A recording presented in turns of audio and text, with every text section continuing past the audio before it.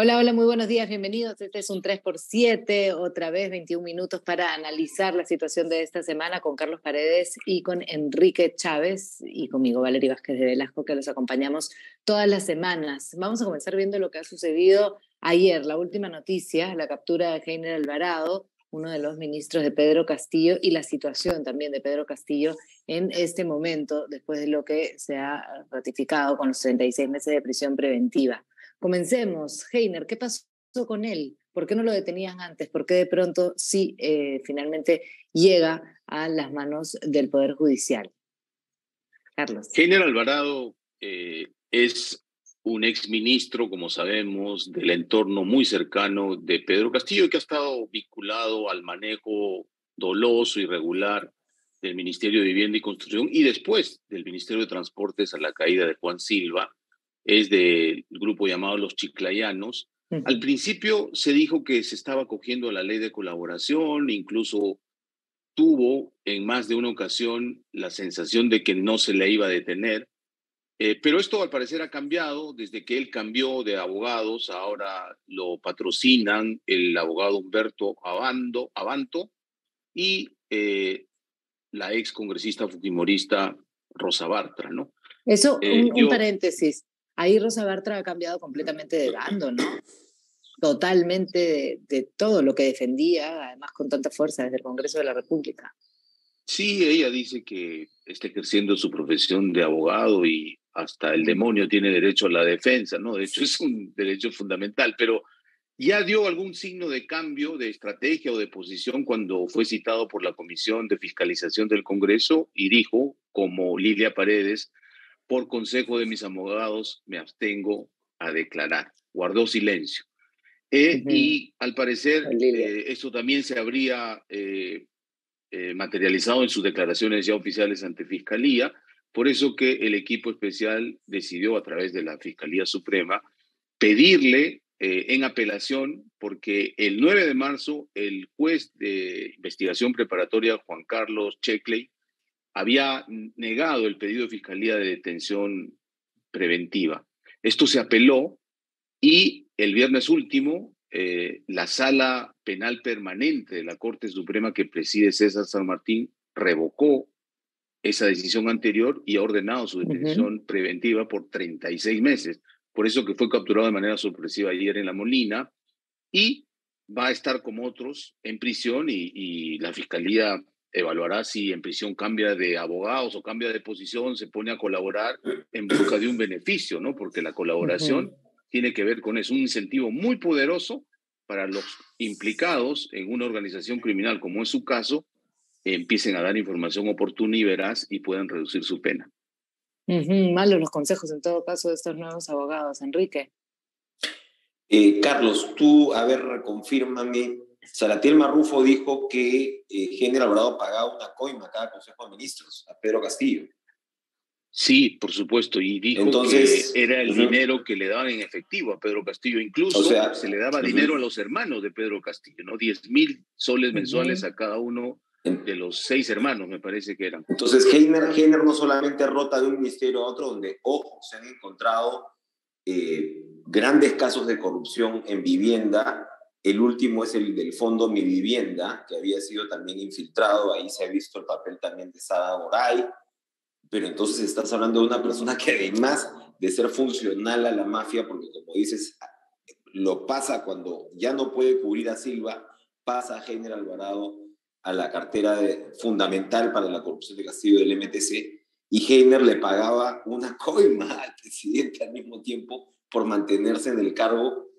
Y bueno, eso te marca claramente la responsabilidad de él. Lo otro es recordar cómo la Sala Penal de la Suprema, con San Martín a la cabeza, está reiterando los conceptos por los cuales esta gente está dentro.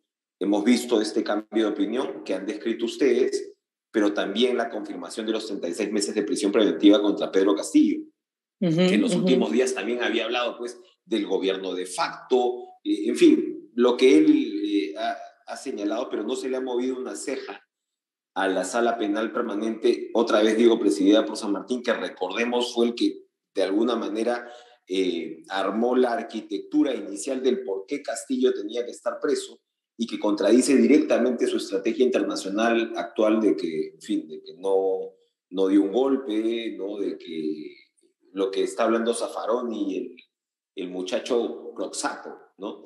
Entonces, claramente la cúpula de la Corte Suprema no ha cambiado de opinión frente a todo el debate que se ha estado viendo y la intención de relativizar la responsabilidad penal gravísima de Castillo y de los suyos, ¿no? Claramente no les está sirviendo la defensa, ¿no? Todas las opciones ya han sido tomadas y finalmente se ratifica estos 36 meses de prisión. Ahora Heiner Alvarado entonces tendrá muchas pruebas. Lo que esperamos es que hable, después de haberse abstenido, así se dice, ¿no? De dar alguna información, tanto a la Fiscalía como al Congreso de la República. Ahora tendrá que hablar, es lo único que le queda, ser un colaborador con todo lo que tiene que saber. En verdad, más que hablar es ratificar la declaración contundente que dio Salatiel Marrufo, que era su operador, ¿no? El que hacía posible todas estas tramas de corrupción. Y me imagino que el testimonio contundente es, yo fui a Palacio, porque él iba varias veces, y le entregué en la mano a Castillo dinero en efectivo, ¿no? Eso queda clarísimo. Y la resolución de la Sala Suprema o de la Sala Permanente Penal de la Suprema, con San Martín a la cabeza, es una resolución bien sustentada en la dogmática y en la jurisprudencia interamericana. Así que ahí se cierra jurídicamente una puerta muy importante para la estrategia de Castillo. Y esto además está concatenado con la decisión de esta semana de la presidenta Boluarte, de su gobierno, de retirar definitivamente a nuestro embajador en Colombia y reducir las relaciones bilaterales a encargado de negocios después de que el presidente... Lo mismo que sucedió en México, ¿no? Claro, en México expulsamos al embajador, en este caso hemos retirado al nuestro. Y también todo se quedó en la relación comercial. Sí, por supuesto, se degradó la relación bilateral. Claro, lo que pasa es que Petro aprovechó esta cumbre iberoamericana para reiterar sus expresiones realmente injerencistas, faltas de verdad y ofensivas para la verdad histórica, lo que ha pasado con el golpe de Estado de Castillo. Y por eso que el gobierno, aunque ha sido medidas ponderadas, progresivas y proporcionales, ya ha decidido retirar al embajador, y eso también creo que debilita la posición de Castillo en el mundo, ¿no? Bueno, entonces ese es nuestro ex poder ejecutivo, ahora ya sin salida. En principio van a tener que hablar y ver cómo colaboran para poder tener libertad. El Congreso, sin embargo, sí le está librando, ¿no? Esta semana toda la situación alrededor de los niños ha sido sorprendente, o no sorprende en absoluto el blindaje ahí ocurrido. No sorprende, digamos, en estricto. Lo que sorprende es la falta de capacidad del Congreso para darse cuenta que este abril que estamos comenzando del 23 no va a durar hasta el 26, ¿no? O sea, es un Congreso que insiste en no dar muestras mínimas, ¿no? De poder, de alguna manera, reconfigurar su propia distribución, como lo que decíamos la semana pasada, este caso de los niños clamoroso, escandaloso, y que se suma además a las decisiones de la Comisión de Ética y demás. Al señor Cordero Hoytay le han devuelto el Pleno su denuncia esta por una agresión condenable a su expareja en la calle, registrada, a patadas, a puntapiés. Cordero Hoytay, que es el mismo que estuvo coordinando con el Español, y tú escuchas a alguien como Edwin Vergara de Acción Popular patéticamente decir que el Congreso no se puede dejar llevar por reportajes, ¿no? Que basta ya. Es decir, un Congreso cada vez más aislado, cada vez más encerrado en sí mismo, y evidentemente esto va a traer consecuencias, y el Ejecutivo tiene que tener una lectura además que finalmente se supone en la percepción ciudadana, su aliado de permanencia es el Parlamento, y eso lo va a terminar arrastrando más. Si no se plantea una estrategia desde el Ejecutivo para de alguna manera zafarse de este candado y de esta dependencia, se les va a complicar muchísimo más la vida. El Congreso en realidad Ya, pero ¿cómo? es claro ¿Quién los va que a no sacar? podemos ¿La esperar calle? prácticamente nada. No, eso está claro. Cada vez está peor la popularidad, en fin, la credibilidad, todo. Pero ¿quién los va a sacar? ¿La calle? ¿Quién va a Yo creo que hacer la que calle se no lo va a vayan? sacar. No, yo creo honestamente que la calle no lo va a sacar. Entonces, Puede ¿cómo ser se que me irían equivoque, antes que se de? articule un gran movimiento. La semana pasada hablábamos de los motivos por los cuales esto de repente no estaba ocurriendo. Probablemente si no es la calle, qué sé yo, serán pues escándalos periodísticos, presión. Recordemos que cuando incluso cae Kuczynski no había ninguna calle afuera. Claro, era un tema de matemática parlamentaria, ¿no? Pero el rechazo, es decir, esto puede terminar con reacciones autoritarias, un rechazo tan generalizado a un parlamento tan irresponsable. Yo creo que claramente va a terminar mal, a menos que, bueno, que la calle se logre articular por otro lado, pero el escándalo es mayúsculo y es permanente. No son Está claro capaces ni que, siquiera de proponerte la base de lo que debería ser una reforma electoral. Ya, ok, voy ganando tiempo, pero a ver, ¿cómo voy jugando acá para proponerle al exacto, país, no. ¿no? Algo con contenido que diga, bueno, nos vayamos el 24 o el 25 o cuando sea, pero por lo menos dejarles algo nuevo. ¿Qué cosa hacen? El Día del Ceviche. El Día del Ceviche se va a celebrar, me parece que es en junio, ¿no? Importantísima fecha que hay que tomar en cuenta ahora. Por favor. Sí, bueno, es un poco lo que ha pasado también con el gobierno de Castillo, ¿no? Carlos, ¿tú qué crees que puede pasar con esta opción que aparece, ¿no? Por un lado ya habíamos negado, ya habíamos visto que no había salida y que las elecciones del 24 podían ser finalmente las del 26, las que corresponderían, digamos, naturalmente. Pero, claro, con esta actuación del Congreso ya el hartazgo es mayor. ¿Por dónde va a reventar esa olla?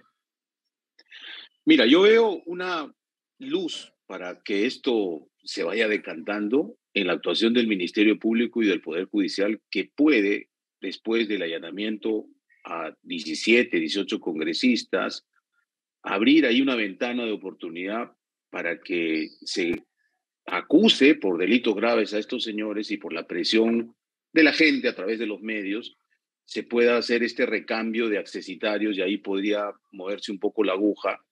Pero definitivamente la crisis política se genera por esta necedad, por esta falta de ver la realidad y aferrarse a lo que han obtenido en las elecciones del 2021 los congresistas, ¿no? Y lo vemos porque están viajando a cualquier foro intrascendente, gastando miles de dólares de viáticos. Parece ser que no quieren dejar esa brillante oportunidad, que probablemente sea única en su vida, de tener posibilidades de viajar, poco de poder y usarlo de manera bárbara, ¿no?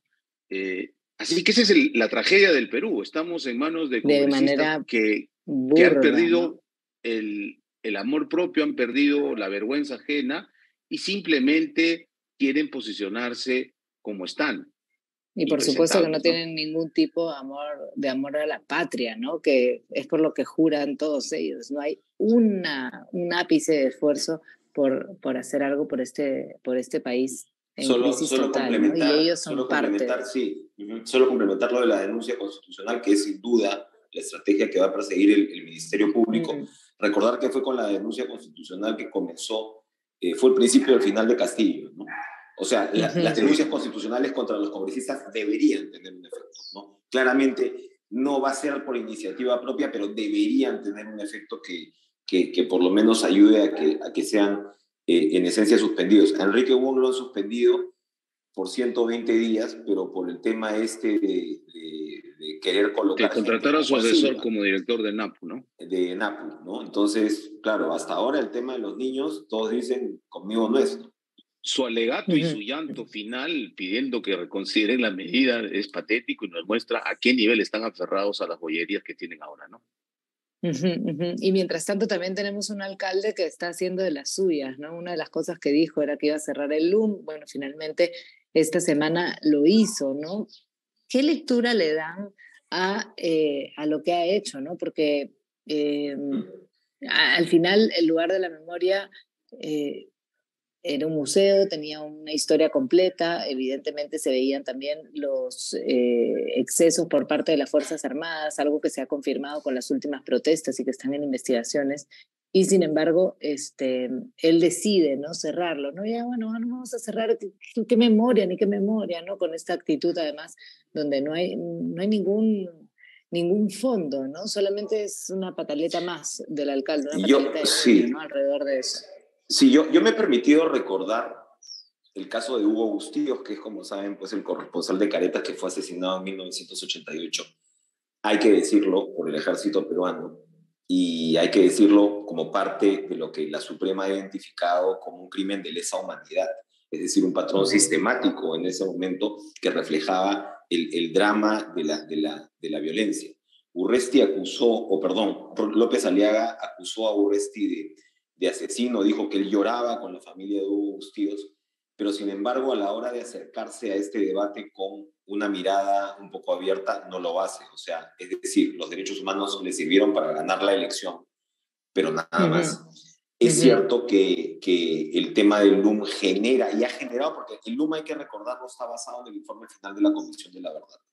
Ya pues. Que yo suscribo. O sea, ese proceso se vio y no solamente refleja estos patrones criminales de un principio, sino que refleja el cambio de estrategia que permite la victoria de las Fuerzas Armadas y la policía contra los terroristas de Sendero Luminoso, y que pasan por una alianza con la población, por una alianza con las rondas campesinas. Sendero se repliega del campo a la ciudad, cae Abimael, por supuesto Carlos sabe muchísimo del tema, cae la cúpula, y eso todo está reflejado, ese proceso está reflejado en el informe final de la Comisión de la Verdad.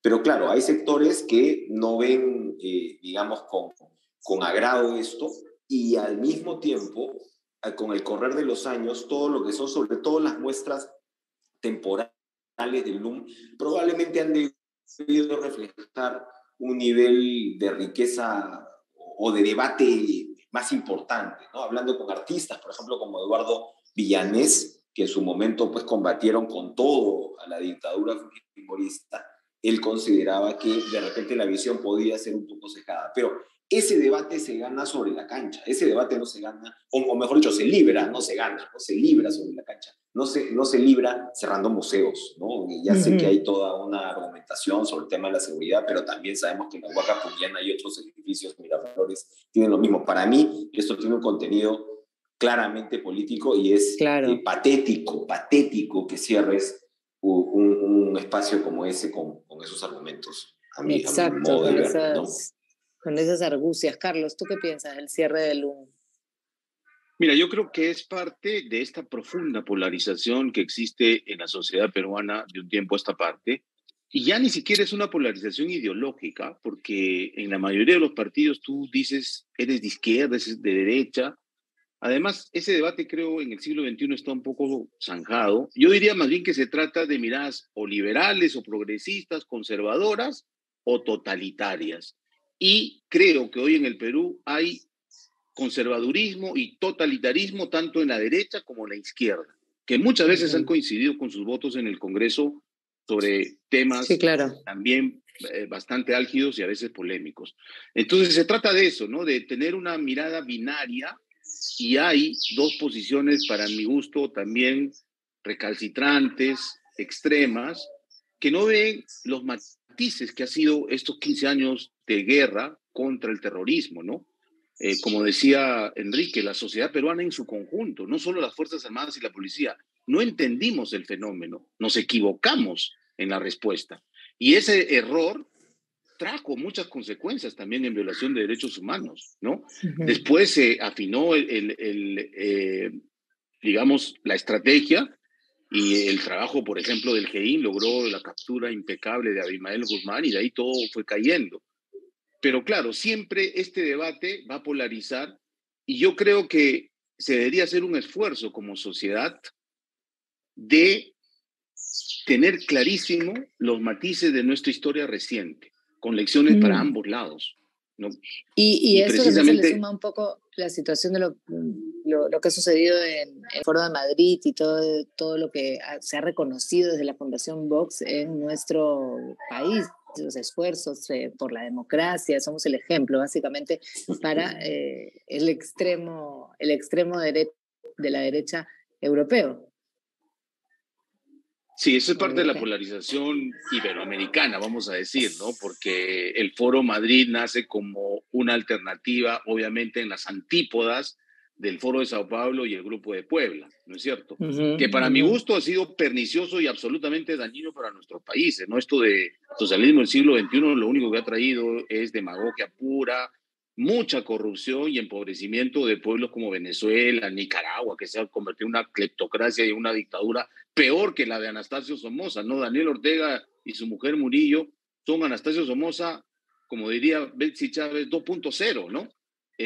Pero claro, también ahí hablamos nuevamente de la derecha conservadora, de la derecha liberal.